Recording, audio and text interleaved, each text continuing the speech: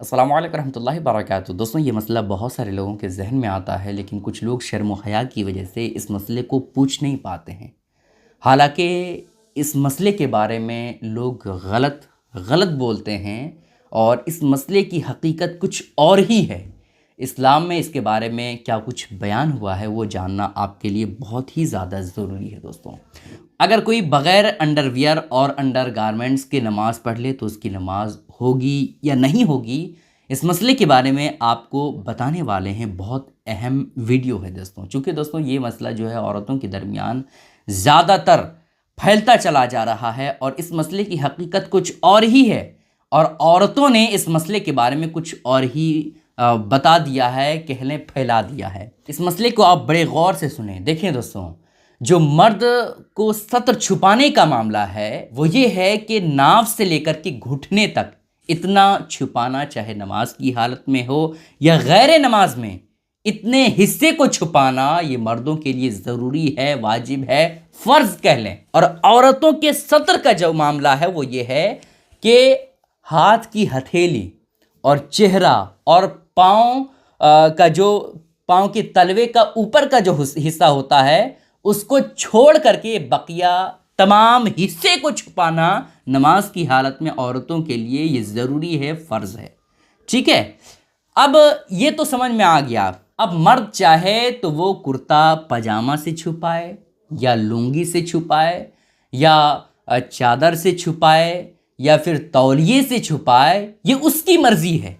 ये ज़रूरी नहीं है कि नमाज अगर आप पढ़ रहे हैं तो आपको कुर्ता पजामे में ही नमाज पढ़नी होगी, ऐसा कोई ज़रूरी नहीं है। अगर आप जीन्स में भी नमाज अदा करते हैं तो नमाज अदा हो जाएगी। अगर आप जीन्स टी शर्ट में नमाज अदा करते हैं तो नमाज अदा हो जाएगी। पैंट शर्ट में अदा करते हैं तो आपकी नमाज हो जाएगी। ठीक है, तो नमाज के सही होने के लिए नाव से लेकर के घुटने तक ही छुपाना ज़रूरी है। अब किसी चीज़ के ज़रिए से छुपाएं, ये कोई ज़रूरी नहीं है कि आपको कुर्ता पजामा ही से छुपाना पड़ेगा। ठीक है, अब औरतों के बारे में भी जान लीजिए।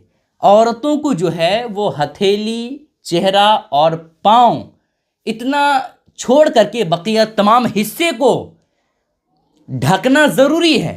अब औरतें चाहे सूट से ढके या साड़ी पहन करके ढके, है ना, या प्लाजो पहन करके ढके या किसी और कपड़े को पहन करके ढके, ये उस पर डिपेंड पड़ता है। ये ज़रूरी नहीं है कि औरतों को अब सूट पहन करके ही नमाज अदा करनी पड़ेगी, ऐसा कोई ज़रूरी नहीं।